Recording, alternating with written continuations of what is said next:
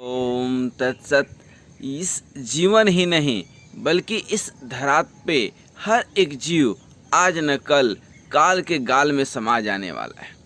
काल का प्रभाव ऐसा कोई नहीं है जिसके ऊपर नहीं पड़ता है, लेकिन हाँ एक है, और वह कौन है? भगवान का भक्त है। इसका उदाहरण के तौर पर दें तो ये हनुमान जी ही थे। जब संजीवनी बूटी लाने जा रहे थे तो काल नेमी, अर्थात नेमी मतलब चक्र और काल मतलब समय, इस समय चक्र उनको भी बाधा पहुंचाने की कोशिश किया, लेकिन उस काल नेमी को उन्होंने मार भगाया। ये भगवान के भक्त ही हैं। यहाँ तक कि भगवान श्री राम जब धनुष तोड़ दिए, सीता माता का स्वयंवर हुआ, तो उस समय सखियाँ हंसी मजाक में बोलती हैं लक्ष्मण जी को कि वाह देखो तो, जिनको एक फूल तोड़ने में पसीना आता था वो धनुष कैसे तोड़ सकते हैं? इनने तो धनुष तोड़ा नहीं, ये तो हमारी बहन सीता है जिसने जो है कृपा कर दी इनके ऊपर। लक्ष्मण जी को गुस्सा आया, बोले कि अरे सारी दुनिया ने देखा कि भाई धनुष इन्होंने ही तोड़ा। सखियाँ बोली कि धनुष इन्होंने नहीं तोड़ा। लक्ष्मण जी बोले अरे तो गजब की बात है। तो बोले कि दूसरे तीसरे से क्या पूछना, और दुनिया ने क्या देखा ये छोड़ो, जिसने तोड़ा उसी से पूछ लो कि क्या इसने तोड़ा। लक्ष्मण जी बोले कि भैया आप झूठ तो बोलते नहीं हो, लेकिन सच बोलने में क्या दिक्कत है, बोल दो कि हमने तोड़ा। राम जी ने कहा कि हमने वस्तुतः तोड़ा नहीं, किसने तोड़ा? बहुत बड़ा क्वेश्चन मार्क आ गया, प्रश्नवाचक चिन्ह आ गया, किसने तोड़ा? राम जी ने कहा कि समय बड़ों बड़ों को तोड़ देता है, ये क्या चीज़ है? इसलिए समय का जो है इंतज़ार करना चाहिए। काल कहते हैं ना, वो काल भी क्या करे जो भक्त हो महाकाल का, अर्थात महाकाल, कालों के भी काल हैं, महादेव हैं, देवों के भी देव हैं।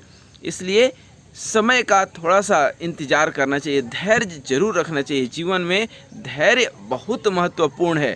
धैर्य और मेहनत सफलता की दो चाबी है।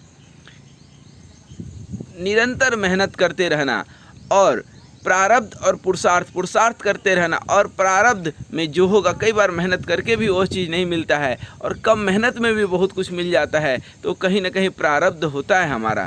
तो प्रारब्ध को भी स्वीकार करना चाहिए। जो भाग्य में नहीं होगा भाग भाग करके आएगा, जो भाग्य में होगा भाग भाग करके आएगा, और जो भाग्य में नहीं होगा आकर के भी भाग जाएगा। इसलिए जो प्राप्त है वह पर्याप्त है। यह जो है जीवन का नियम है, या तो भाग लो या भाग लो।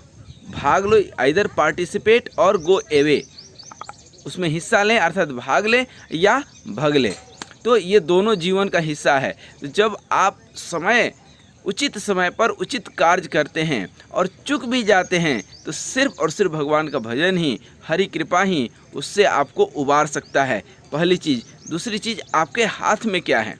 जो अपने हाथ में जो प्रयास कर सकते हैं वो तो निरंतर करना ही चाहिए, और वो क्या है? मेहनत है, पुरुषार्थ है। प्रारब्ध आपके हाथ में तो नहीं है। जो आपने बीज बोया है, जो आपने कर्म कर दिया है, उसमें तो आप कुछ कर नहीं सकते हैं, उसमें आप कुछ नहीं कर सकते। आपके हाथ में है मेहनत करना, अथक प्रयास करना, और प्रयास करने वाला सदा ही प्रशंसनीय है, सदा ही प्रशंसनीय है। कम से कम उसने प्रयास तो किया। दौड़ने का जो प्रयास करेगा वैसी के तो गिरने की संभावना है। जो गिरा हुआ ही है, जिसने प्रयास ही नहीं किया, वो क्या गिरेगा? परीक्षा में वही फेल होगा ना जिसने पढ़ाई किया, परीक्षा दिया। जो पढ़ाई नहीं वो काहे लिए फेल करेगा? इसलिए जो प्रयास करता है वही एक न एक दिन सफल होता है। लेकिन यह अति आवश्यक है कि काल, बात वहीं आ रही है, समय, उसको भी धैर्य रखिए, क्योंकि संसार में दो ही परम सत्य है। सत्य तो बहुत सारी चीज़ें हैं, लेकिन परम सत्य दो ही है। ये समय साथ सत्य है, समय के साथ परिवर्तन संभव है, परिवर्तन सत्य है, और दूसरा सत्य है राम नाम। हरि ओम तत्सत, हरि ओम तत्सत।